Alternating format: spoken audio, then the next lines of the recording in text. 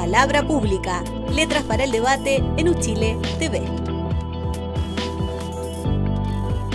Bienvenidos y bienvenidas a Palabra Pública, letras para el debate, un programa que hacemos en conjunto a través de Uchile TV y la radio Universidad de Chile.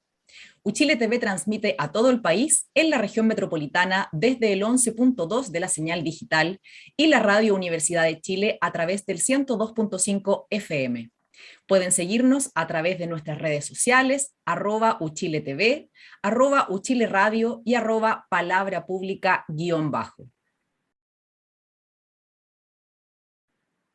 En el contexto de un nuevo 11 de septiembre y frente a enormes desafíos en materia de protección de derechos humanos, hoy tenemos el placer de la compañía de Claudio Nach, académico de la Universidad de Chile, doctor en Derecho y coordinador de la Cátedra de Derechos Humanos de la Vicerrectoría de Extensión y Comunicaciones de la Universidad de Chile.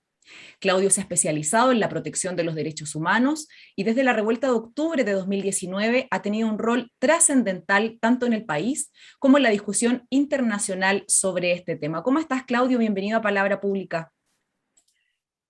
Bien, muy bien, Jennifer, un agrado estar aquí y además con tan generosa presentación más aún. No, y eso que nos falta un montón en tu presentación, Claudio, es una presentación abreviada y la hacemos en función del tiempo. Muchas gracias por acompañarnos. Como decía en esa misma presentación, estamos nuevamente en el contexto de un nuevo 11 de septiembre y este año se cumplen 48 años del golpe de Estado que inició la dictadura en nuestro país en 1973. Increíblemente, casi 50 años después, sigue siendo una fecha que provoca división en Chile, aunque se ha probado ampliamente las violaciones a los derechos humanos ocurridas en ese periodo. En tu experiencia, Claudio, ¿esto ocurre en todos los países que han enfrentado dictaduras como el nuestro o es el chileno un caso particular en esta materia? La experiencia de una dictadura en cualquier país es una experiencia trágica, es una experiencia traumática, en eso no hay duda alguna. Ahora hay ciertos casos, y yo diría que en esto el caso argentino, por ejemplo, y el nuestro, junto con otros, pero comparten un elemento común que yo diría complejiza de alguna manera el debate y explica por qué 50 años después todavía este sea una herida abierta. Y yo creo que eso lo tenemos que comenzar a reflexionar pensando en que estamos ya solo a 2 años de los 50 años del golpe de Estado. Yo creo que nos debemos en este país una reflexión profunda sobre qué significó ese golpe, qué significó el cuadro de violaciones de derechos humanos que acompañó a la dictadura durante 17 años y el periodo de postdictadura. Y yo creo que ahí hay un hilo conductor que es el que me parece a mí apropiado para un debate sobre este tema. ¿Cómo conectamos entonces el golpe de Estado, el modelo que este impone, los instrumentos que utilizaron y cómo eso marca luego el periodo de la postdictadura, nuestra eterna transición, el estallido social y lo que estamos viviendo hoy día? Creo que no son eventos que uno los pueda analizar de una manera aislada o encapsular unos de otros, sino que hay que ojalá poder dar una mirada integral, de conjunto, y creo que ese es un debate que estas fechas conmemorativas nos permiten profundizar. Claudio, ¿tú crees que esa herida abierta tiene que ver también de alguna manera con casos que no han avanzado en la justicia, con el hecho de que no haya habido reparaciones adecuadas, con el hecho de que, por ejemplo, todavía no sepamos el paradero de las y los detenidos desaparecidos durante el periodo de dictadura?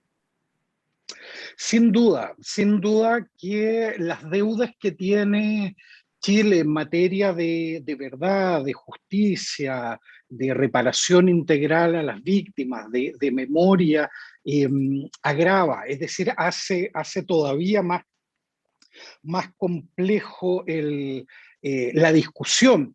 Pero yo diría que no es solo eso. Lo que a mí me gustaría es que quienes nos están viendo, escuchando, es invitarlos a una reflexión donde ese es un elemento muy importante que agrava el problema de fondo. Y el problema de fondo es que ese modelo que se impone en dictadura y para el cual las violaciones de derechos humanos eran un instrumento para imponer el modelo, ese modelo sigue vigente hasta el día de hoy.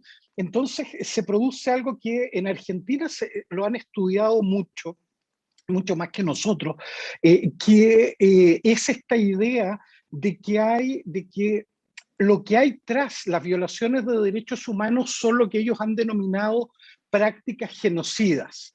Es decir, aquí hubo una política destinada a imponer un modelo que cambiaba culturalmente el país, que cambiaba el sistema económico, que cambiaba la forma de entender la política, pero también las relaciones humanas, el desmantelamiento de los sistemas sociales, pero también los de convivencia, los sindicatos, las juntas de vecinos, todo lo que se había avanzado en participación popular es desmantelado, y eso tiene un sentido, que era imponer este modelo individualista, neoliberal, autoritario, y en ese sentido, las prácticas de las violaciones de derechos humanos, si tú las piensas, Jennifer, eran muy concordantes con esa idea.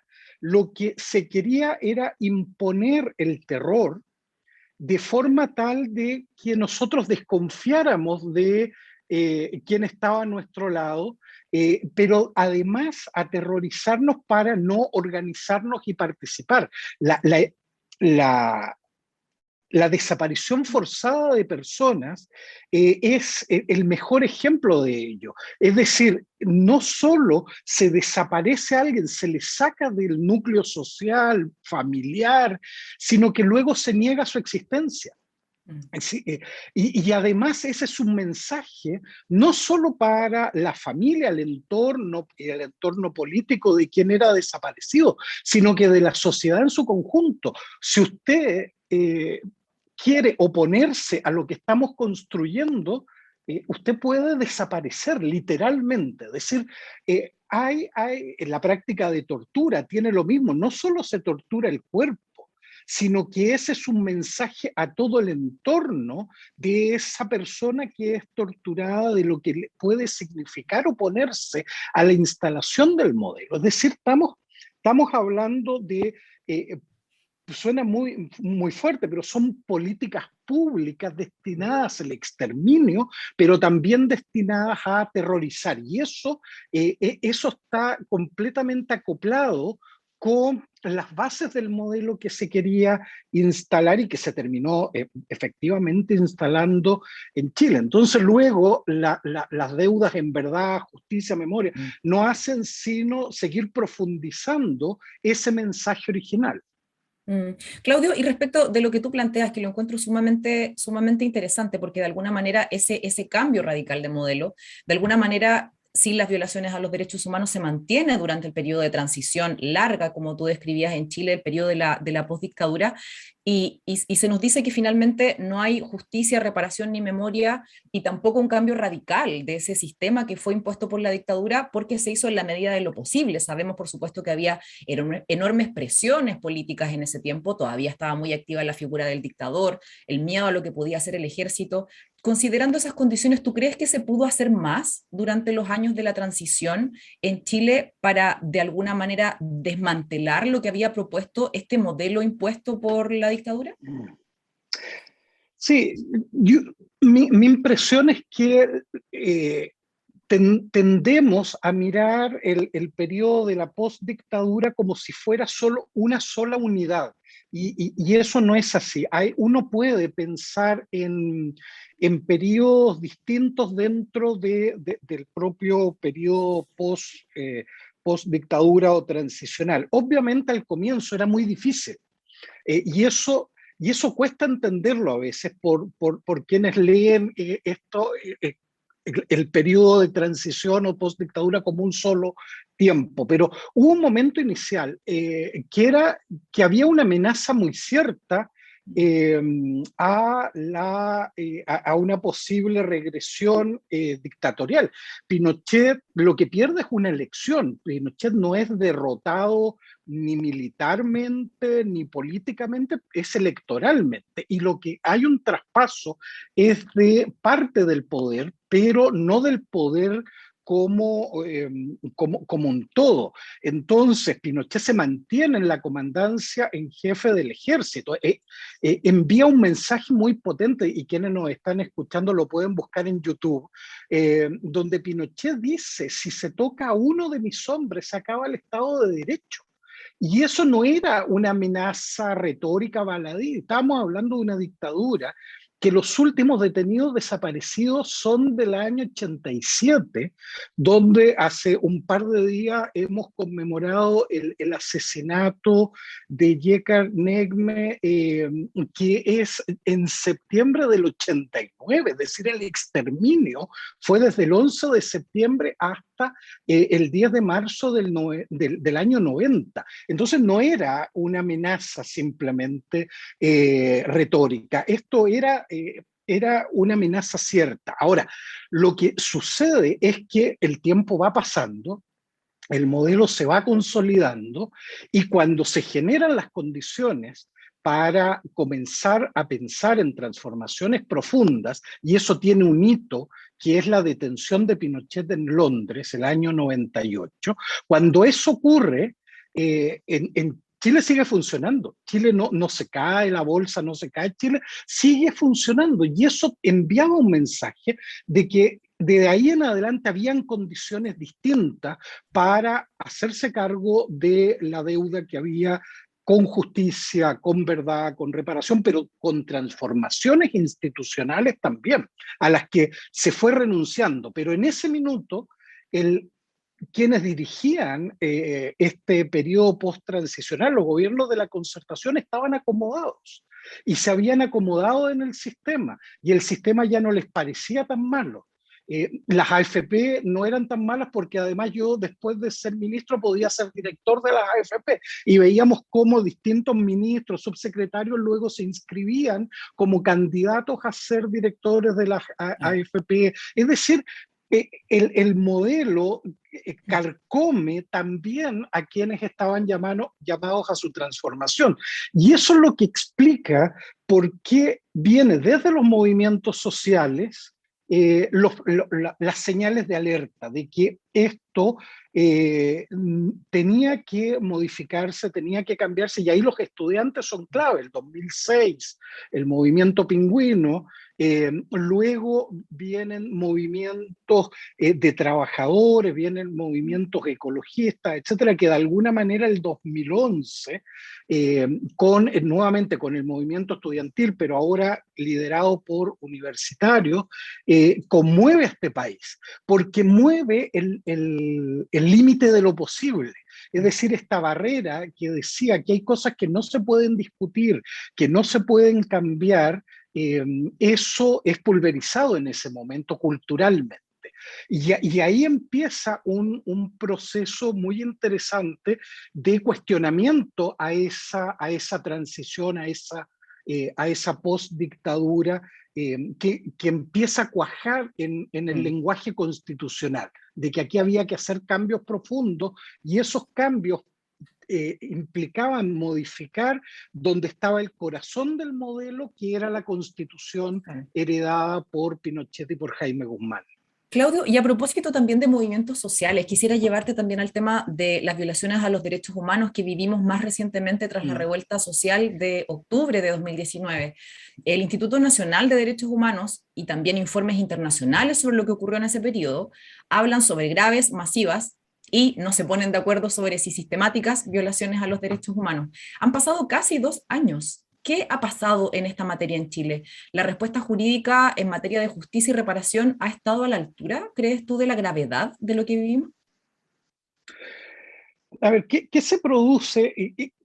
y siguiendo un poco la lógica de lo que veníamos conversando, el 18 de octubre lo que se da es esta idea, yo creo que capta muy bien lo que se da al comienzo de este estallido, en términos de que estos que venían siendo reclamos aislados, particulares de estudiantes del movimiento feminista del 2018, con una potencia de cambio cultural muy, muy fuerte, movimiento de los pescadores, por ejemplo, el 2012, también reprimidos de una manera muy, muy, muy, muy dura en el primer gobierno de Sebastián Piñera.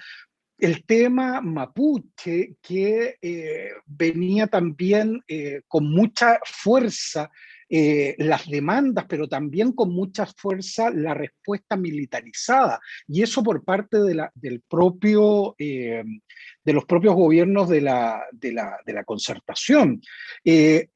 Lo que en el 18 de octubre lo que se produce es un movimiento entonces autoconvocado de hastío, de ira, de rabia, con un modelo que no daba respuestas, pero que además era abusivo y con constantes mensajes de que el problema era los que estábamos sufriendo el modelo y no el modelo mismo.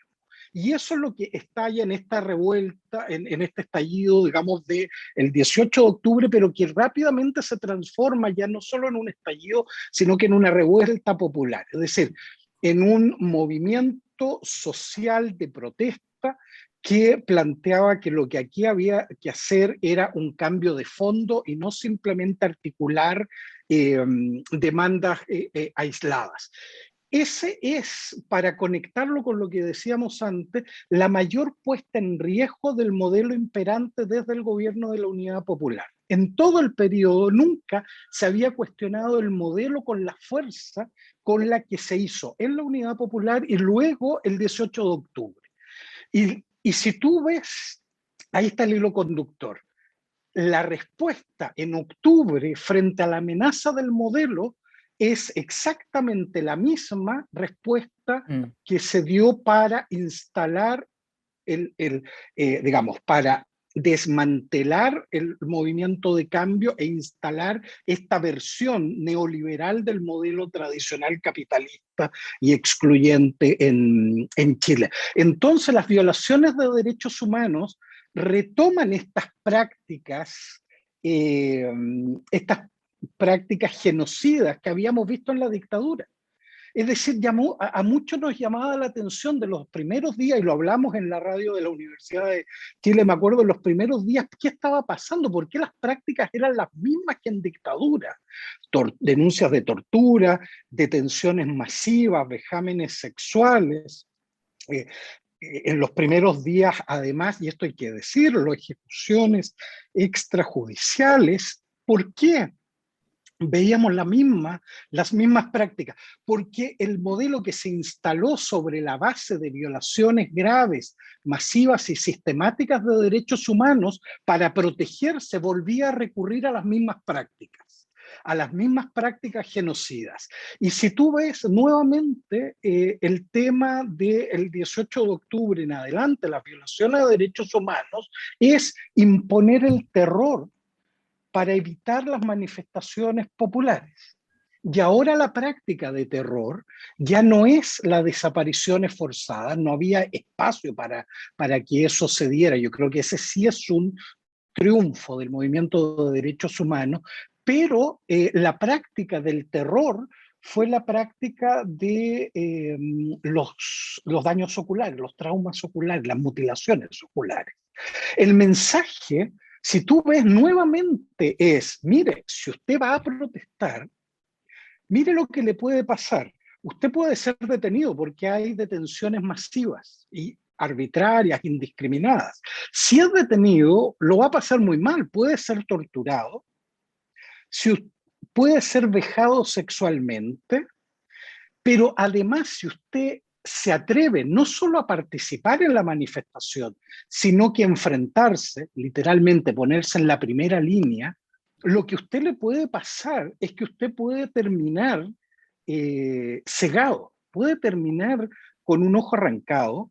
Si usted se acerca lo suficiente, puede terminar con una bomba lacrimógena en el rostro. Y eso lo que busca no es solo dañar al manifestante y castigar al que se manifiesta, sino que aterrorizar a la población.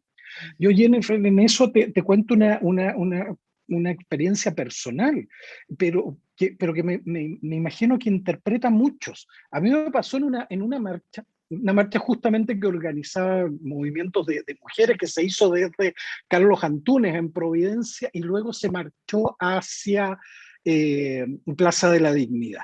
Y yo recuerdo muy bien que íbamos con mi familia en esa marcha caminando y físicamente, no mentalmente, mi cuerpo, cuando nos íbamos acercando a la plaza y se escuchaban los disparos, las bombas lacrimógenas, los disparos de escopeta, empieza a desacelerar. Y yo veía cómo la gente pasaba al lado mío, pero mi cuerpo se desaceleraba en su caminar. Eso es terror.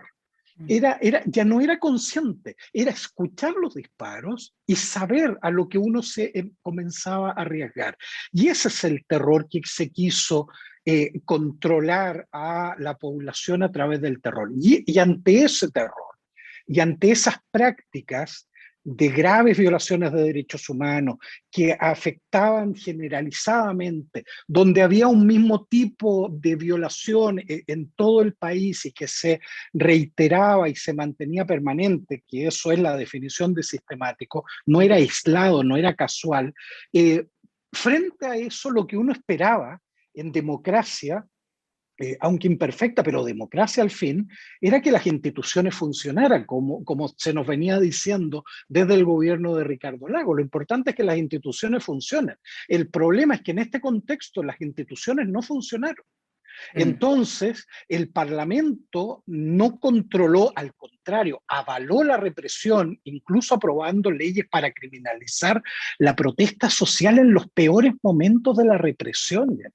Eso lo vivimos en este país. Y por otra parte, el Poder Judicial, como tú decías, tampoco, y hasta el día de hoy, tampoco ha hecho la pega de proteger a las personas, proteger los derechos de las personas. Entonces, sí, es un escenario muy complejo. Sí, ya había una respuesta equivalente de la que vivimos en otros episodios también de violación a los derechos humanos y creo que es parte de lo más relevante de lo que hoy nos dice Claudio Nach, doctor en Derecho, académico de la Universidad de Chile, coordinador de la Cátedra de Derechos Humanos de la misma universidad, sobre este aspecto estructural, ¿no? De que no responde a causas particulares. Vamos a seguir hablando sobre esto, Claudio, pero antes vamos a hacer un alto en el programa para recordarles que Uchile TV está transmitiendo todas las sesiones de la Convención Constitucional, así que pueden sintonizar nuestra señal para conocer cómo se desarrolla este proceso. Pueden seguir las sesiones en vivo todos los días y de manera íntegra a través de nuestra señal abierta y pública que está presente en el 98% del territorio nacional. Uchile TV y Radio Universidad de Chile son espacios comprometidos con la democracia y la información. Palabra pública, letras para el debate en Uchile TV. Claudio, estamos viviendo un buen momento en términos de cifras del avance del COVID-19 en Chile, pero aún estamos lejos de superar los estragos de la crisis sanitaria y económica, y social también, por supuesto. Desde el inicio de los confinamientos en 2020, la Cátedra de Derechos Humanos de la Universidad de Chile que tú presides se manifestó preocupada por los desafíos que este descalabro implicaba en materia de derechos humanos. ¿Cuál es tu evaluación en esta materia? ¿Hemos sido testigos de atropellos a los derechos humanos durante la pandemia en Chile? A ver, la pandemia en Chile y en América Latina en general, y Chile no escapa a ese escenario, no solo se transformó en la mayor crisis sanitaria del mundo y en esta región, sino que además en nuestro continente, además se transformó en una crisis de derechos humanos. Y a nosotros nos pilla en un momento complejo que era en esta revuelta popular, reprimida duramente, criminalizada duramente. fuerte. Y la pandemia, por lo tanto, tiene, yo diría, dos efectos relevantes desde el punto de vista de los derechos humanos. Por una parte, acelera esta escalada autoritaria de la que veníamos hablando. Es decir, un gobierno que reprime la protesta social, la criminaliza, no solo en las calles, sino que además en los tribunales, judicializa la protesta, lo saca de la política para transformarlo en un problema de criminalidad. Para ello necesitaba el aval del Poder Judicial, y el Poder Judicial lamentablemente se lo dio, el Ministerio Público se lo dio, y en ese sentido la pandemia nos pilla muy complicado desde el punto de vista del riesgo de que una situación de excepción, como es una pandemia, generara regresiones autoritarias. Esto Naciones Unidas lo denunció, el sistema interamericano en su minuto, de que había un riesgo. Bueno, en nuestro país ese riesgo se materializó rápidamente, porque si uno piensa, le permitió la pandemia al gobierno tomar medidas que no había podido tomar porque eran situaciones de excepción constitucional, por ejemplo, sacar a los militares a la calle, que tenían un alto costo internacional y acá también interno. Para eso estaba tramitando una reforma constitucional para poder sacarlos a las calles. Y la pandemia le permitió controlar las movilizaciones sociales. Los que estábamos manifestando dejamos de hacerlo porque teníamos que cuidarnos, le permite tomar control militar, y en la zona de la Araucanía, acordémonos de que incluso han desarrollado lo que ellos han denominado patrullajes conjuntos entre policías y fuerzas armadas. Por lo tanto, a fuerzas armadas en labores de orden público se penalizó la cuestión sanitaria, y por lo tanto se vuelve a utilizar el instrumento penal como un mecanismo de control, se mantiene el estado de excepción de catástrofe, se mantiene el toque de queda prácticamente hasta el día de hoy, es decir, durante toda la pandemia con toque de queda. Entonces, la regresión autoritaria que venía perfilándose se acelera en el contexto de pandemia. Y por otra parte, el modelo que venía denunciándose en el estallido social y en la revuelta popular queda completamente al desnudo. Es decir, no teníamos un sistema de protección social que en un momento de crisis pudiera, digamos, permitirle a las personas tomar medidas de autocuidado, y la gente tuvo que seguir saliendo a trabajar, exponiéndose al contagio. Por otra parte, se desarrollaron políticas públicas con desconocimiento de la realidad, y esto lo dijo el propio ministro de Salud de la época, Mañalich, que dispuso medidas de cuarentena sin saber la realidad de los chilenos, si podían o no podían llevar adelante esas cuarentenas. Por lo tanto, tuvimos problemas ahí de políticas públicas, de salud pública, que aumentaron el riesgo de muertes y de afectación por la pandemia. Y si uno compara las cifras, y en esto han salido varios estudios, las muertes en los sectores populares sobrepasan con mucho las muertes en los sectores más acomodados. Es decir, fue una pandemia que no afectó a todo el mundo igual. A los sectores más pobres los golpeó muy duramente, y además nos mostró un Chile con este individualismo extremo, empresarios diciendo, bueno, si aquí tiene que morir gente por reactivar la economía, tendrá que morir esa gente. Ese Chile es un Chile que es fruto de este modelo instalado desde hace 48 años. Y que es parte de lo que se denunciaba en la revuelta también. Tal cual. Tal cual. Y la pandemia nos desnudó todo aquello. Ya no era retórica, era salir a la calle y mirar lo que estaba sucediendo. Sin embargo, también tenemos un escenario esperanzador actualmente, que es el trabajo de la Convención Constitucional, que nos permitiría de alguna manera en un futuro poder cambiar algunas de las cuestiones que tú has descrito ahora, Claudio. Sabemos que no ha estado exenta de problemas la discusión que ha llevado la Convención Constitucional, sobre todo en esta última semana cruzada por la polémica de la investigación que hizo confesar al convencional Rodrigo Rojas Bade que no padecía cáncer, sino otra enfermedad que aún desconocemos. Partamos por eso, antes de entrar al tema que nos convoca. ¿Cuál es tu evaluación en general del trabajo que hasta ahora ha hecho la Convención Constitucional? Yo creo que quienes nos están viendo y escuchando compartirán el diagnóstico de que estamos ante un proceso inédito en Chile. Nunca habíamos tenido en 200 años un proceso constituyente a través de una convención, una asamblea que definiera la Constitución. Eso es inédito. Para el mundo es inédito que eso se haga de una manera paritaria. No ha habido otro proceso en el mundo.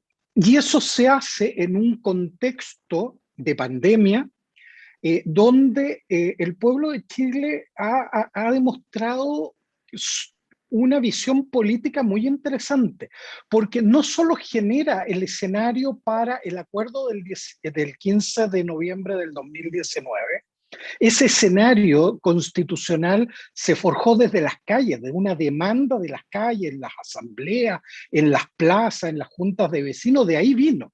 Lo que se intenta hacer el 15 de octubre por la política tradicional de este país, el Parlamento, es negociar un acuerdo que permitiera canalizar esa demanda que se estaba desbordando en las calles. Se intenta canalizar y luego el pueblo vuelve a desbordar ese acuerdo e impone el tema de la paridad, impone el tema de los escaños reservados y impone la participación de los movimientos sociales y otros. Luego, claramente envía un mensaje en el plebiscito de octubre del 2020 de que quería una nueva constitución, pero no redactada por la política tradicional de los últimos 50 años en este país. Y luego, en mayo, vuelve a desbordar lo previsible y no le da a nadie poder de veto y genera una constituyente absolutamente plural, con participación de distintos sectores y con lo que estamos viendo en estos días, con ese Chile real. Y en ese Chile real no son todos ángeles, sino que hay un Chile real con mentiras, hay un Chile real con ganas de trabajar, hay un Chile real con otros con ganas de torpedear el proceso. Ese es Chile. El que está en la convención, tenemos ahí el mejor reflejo de Chile. Lo que tenemos que hacer nosotros, la academia, las organizaciones sociales, quienes nos escuchan, es seguir apropiándonos de ese proceso. Este proceso no son los 155 constituyentes que elegimos para redactar la Constitución. Este es un proyecto nuestro, colectivo, de todo este país. Y por lo tanto, si fracasamos nosotros como pueblos que están ahí representados. Entonces, yo creo que lo primero que tenemos que hacer es cuidar la constituyente. Y esto, obviamente, los propios constituyentes son los primeros, pero nosotros también. ¿Por qué digo esto? Porque aquí hay una campaña feroz, orquestada por aquellos sectores que no quieren una nueva constitución, por aquellos sectores que estaban por el rechazo y que no lograron el tercio que pretendían para vetar los acuerdos e imponer una constitución desde una posición de minoría, a través de los medios tradicionales, de la televisión, los canales tradicionales, de los diarios que controlan los grupos económicos, lo que están intentando hacer es horadar la credibilidad de la constituyente día a día. Y en eso no podemos ser ingenuos.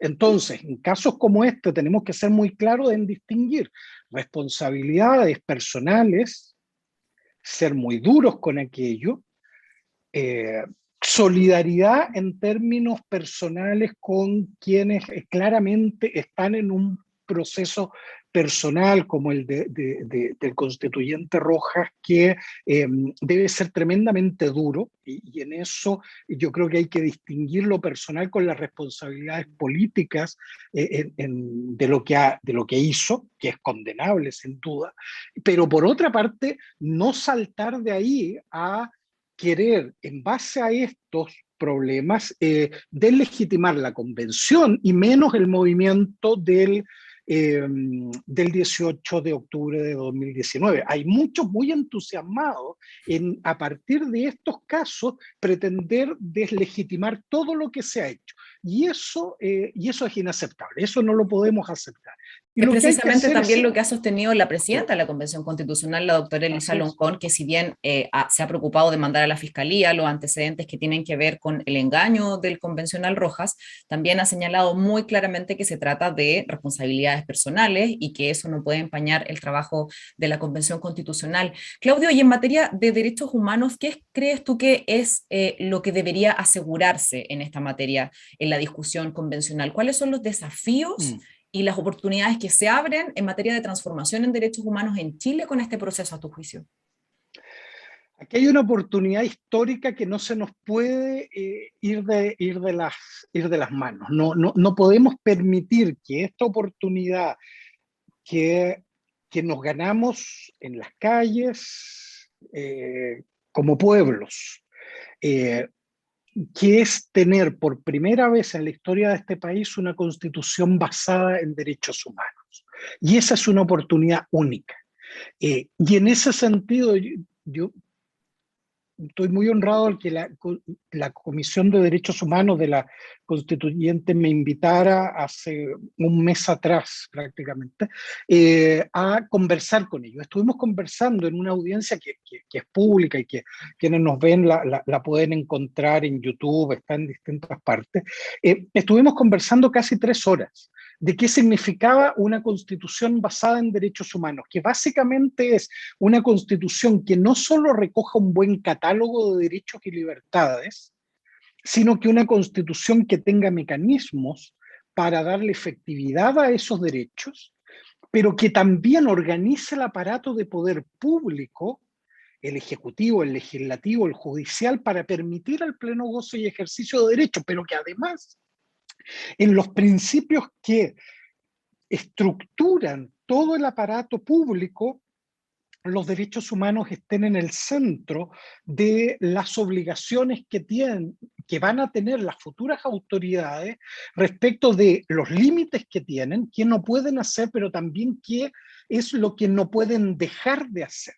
Y en ese sentido tenemos una posibilidad de que eso se materialice en el debate y en la deliberación constitucional.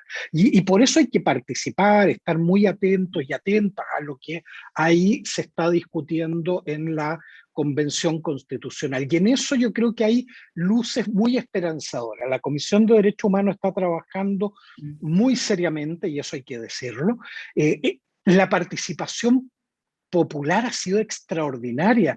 Piensa tú, Jennifer, las cifras que nos entregaron en la cuenta pública, la mesa de la constituyente, 1.200 solicitudes de audiencias públicas, se escucharon más de 800 organizaciones, solo en derechos humanos 300 organizaciones participaron. Eso es lo que queremos, una constituyente que conecte con la historia de este país, con la realidad de su presente y a partir de ahí proyecte el futuro. Eso está al alcance de la mano. ¿Cómo vamos a permitir que esa oportunidad no se escape? ¿Por qué? Porque los mismos de siempre quieren ellos mantener el statu quo, todo como está, y ellos hacer los cambios que les permitan mantener los privilegios que históricamente han tenido y que han visto amenazados en el marco del movimiento de octubre del 2019. Encuentro súper fundamental lo que dices, Claudio, en la medida en que planteas que la visión de respeto de los derechos humanos y aseguramiento de derechos tiene que ser transversal a todo el trabajo de la Convención. Creo que pasa con otros temas como, por ejemplo, las demandas del movimiento feminista y la protección de los derechos de las mujeres. No se pueden quedar, como ocurrió también, conectando con lo que hablábamos al principio, en una comisión, como ocurrió la transición, por ejemplo, en Chile, y que simplemente se vea como un tema sectorial, sino que tienen que ser temas que efectivamente permeen toda la discusión para provocar las transformaciones de las que tú hablas. Y aquí lo conecto con un tema que a mí me encanta, para contarle también a quienes nos escuchan y quienes nos ven, que Carlos está trabajando en un nuevo libro que lleva por título Infranqueables, lecciones sobre la protección de derechos humanos en tiempos autoritarios. Yo debo decir que he tenido la suerte de poder acceder a ese volumen que va a ser lanzado en diciembre, y quisiera que Claudio nos contara de qué va este libro y por qué decidiste, Claudio, emprender este trabajo de un compendio de lecciones sobre la protección de los derechos humanos. Y te lo pregunto también porque siento que ya hay una mirada de futuro, de alguna forma de salida de lo que hemos estado viviendo y criticando también en este programa, en este ratito. Sí, mira, te cuento un poco cómo surgió. Yo creo que a mucha gente le va a hacer sentido a lo que han vivido. Cuando se declara la pandemia, en marzo del 2020, yo tenía una deuda, y esa deuda con la universidad era poder recoger lo que había sido la experiencia desde octubre a marzo en materia de protección de derechos humanos. Habíamos activado mecanismos internacionales, había habido la visita histórica de la Comisión Interamericana, eh, habíamos puesto en práctica mucho de lo que es la teoría de derechos humanos, de lo mismo que enseñamos en la universidad, lo habíamos puesto en práctica desde la universidad. Entonces era un proceso muy interesante para tratar de plasmarlo en algún documento. Entonces cuando yo dije, la pandemia es el mejor minuto, ya que vamos a estar un par de semanas encerrados, es el Esa minuto esperanza loca, ¿no?, que había al que yo creo principio. que a muchos les pasó eso. Dijimos, un par de semanas viene bien para reflexionar y después retomamos en lo que estamos. Eh, y eso partió como un proyecto. Yo siempre numero, incluso las páginas que va a tener. Tengo la versión original de eso, decía 35 páginas, para publicarlo en algún journal, en algún lugar. La pandemia no duró 2 semanas. La pandemia nos ha tenido hasta ahora encerrados, y ese estudio de 30 páginas terminó siendo un libro de, no sé, 600 páginas más o menos, que es las que pobre Jennifer ha sufrido ahí corrigiendo además No una las he mala sufrido redacción nada, he del aprendido todo lo que no autor. te imaginas, Claudio. Por eso le estoy contando a quienes nos ven y quienes nos escuchan, porque creo que va a ser un libro fundamental. Bueno, y a mí me tiene contento porque permitió hacer algo que en ningún otro momento yo había tenido el tiempo, precisamente, de hacer esta reflexión larga y hacer un ejercicio donde mirar cuestiones teóricas. Hay notas de pie de página para quien quiera profundizar, puede hacerlo, hay bibliografía, pero eso cruzado con una experiencia personal, de cómo se activaron algunas cuestiones, qué funcionó, qué no funcionó, cuándo fracasamos en algunas ideas de protección que había, qué lecciones se puede sacar de eso. Y lo que busca es compartir una experiencia. Primero, una experiencia teórica de años dedicados a este tema, una experiencia práctica muy, muy intensa, y sacar lecciones y ver cómo hacemos para que esta vez de verdad sea un nunca más, pero qué hacemos también en lo cotidiano. Y esto me ha permitido a mí tener un diálogo, por ejemplo, con Colombia, lo que ha pasado en Colombia recientemente, o en Ecuador, casi en paralelo con lo que sucedía acá en Chile, en Nicaragua, lo que está sucediendo hoy en día, o en México. Conversar con mucha gente, porque hay mucho interés en la forma en que enfrentamos en Chile la protección de derechos humanos. Nosotros a veces no lo valoramos, pero acá en Chile logramos que en 2 meses prácticamente tuvimos 4 informes de los principales organismos de derechos humanos del mundo. Eso no es fácil, articular para que todo pase, para que aquello se materialice.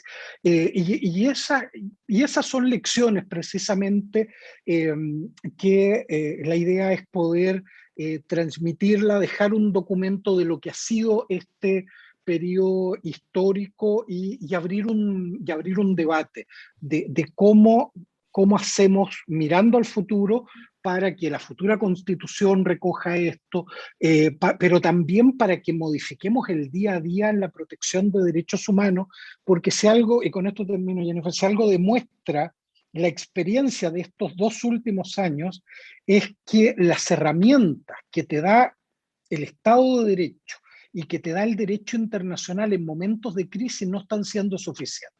Y tenemos que iniciar una discusión de largo alcance en Chile y en nuestra región y a nivel mundial para conversar sobre la protección de derechos humanos en tiempos de crisis. Claramente hoy día no está siendo suficiente y eso es un debate que nos va a tomar largo tiempo.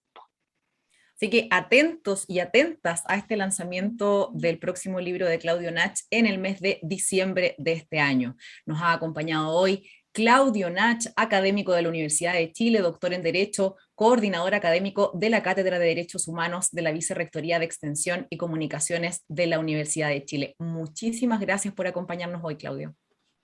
No, muchas gracias, Jennifer, por la oportunidad y termino con un mensaje a las víctimas de las violaciones de derechos humanos de la dictadura, a las víctimas de las violaciones de derechos humanos durante la postdictadura, a las víctimas del estallido, a quienes han sufrido en la pandemia, que tengan claro que la Universidad de Chile va a cumplir su rol histórico y no les vamos a dejar solos. Eso. Lo cumplimos también a través de la señal de Uchile TV y de la radio Universidad de Chile. Muchas gracias a todos quienes nos siguieron hoy a través de Uchile TV y Radio Universidad de Chile. Recuerden que Uchile TV transmite a todo el país en la región metropolitana desde el 11.2 de la señal digital. Pueden escuchar, como siempre, la radio Universidad de Chile a través del 102.5 FM. Gracias por acompañarnos y que tengan una gran jornada. Palabra Pública, letras para el debate en Uchile TV.